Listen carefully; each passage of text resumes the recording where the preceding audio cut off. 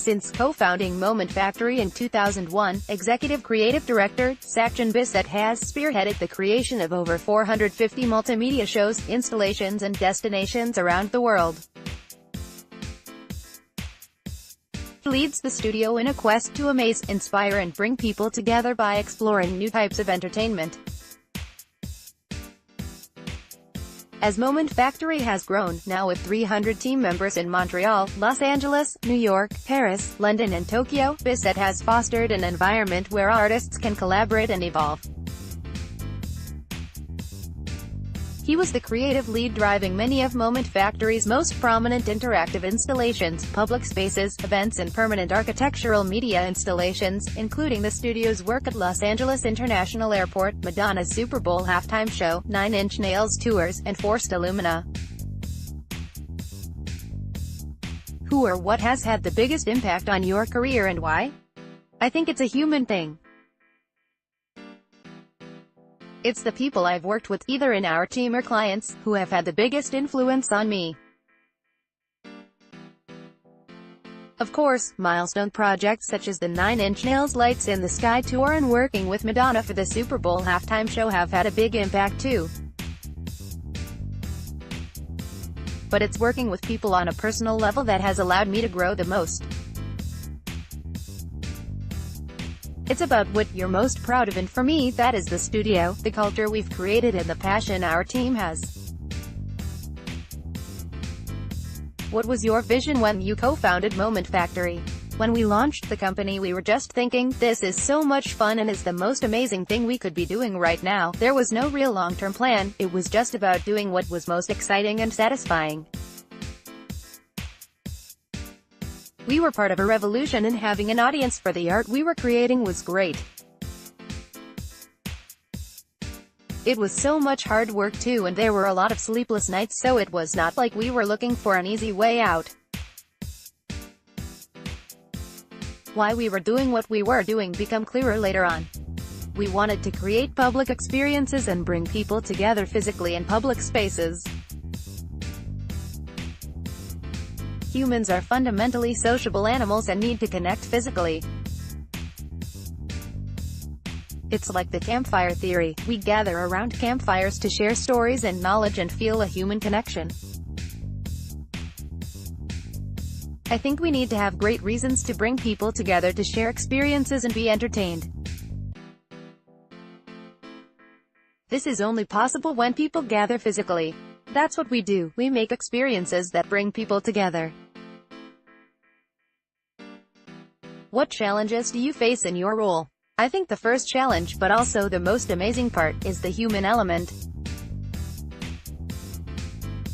Everyone that's creating experiences in their studios brings a dedication, a passion and emotional reactions. If you create a studio like ours, the human aspect is really fundamental. It's about how we create the most amazing experiences and how we inspire and support each other whilst doing this. The ongoing fundamental challenges can also be the most motivating thing. I see people grow and I feel like I'm growing whilst I'm learning from all the people we work with, whether they're clients or my team. In this way, it is like an ever-evolving challenge and it's very inspiring. What is the key to creating technologically advanced and immersive experiences that have real impact? It's a very multidisciplinary challenge. Many things need to come together. The technology is one element, but there's also the content, storytelling, the context, the space, the type of audience, and designing something that people can experience.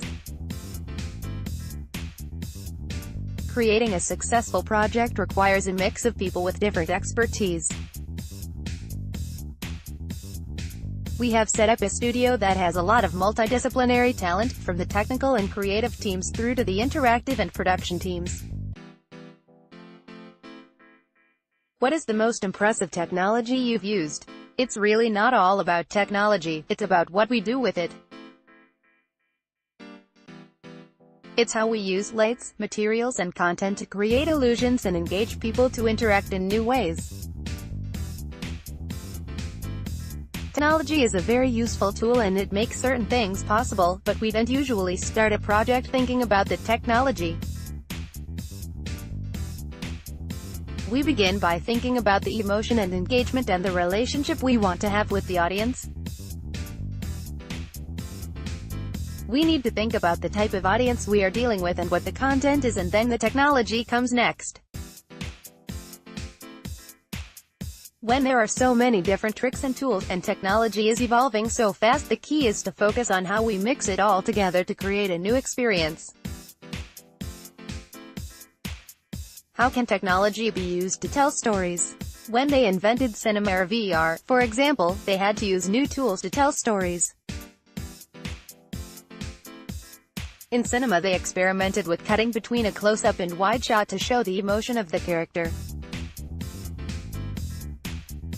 We are dealing with similar issues when working with our mediums and finding new ways to tell stories. But we can't tell the same types of stories in the same ways they do in cinema, TV or theater because the contexts are very different.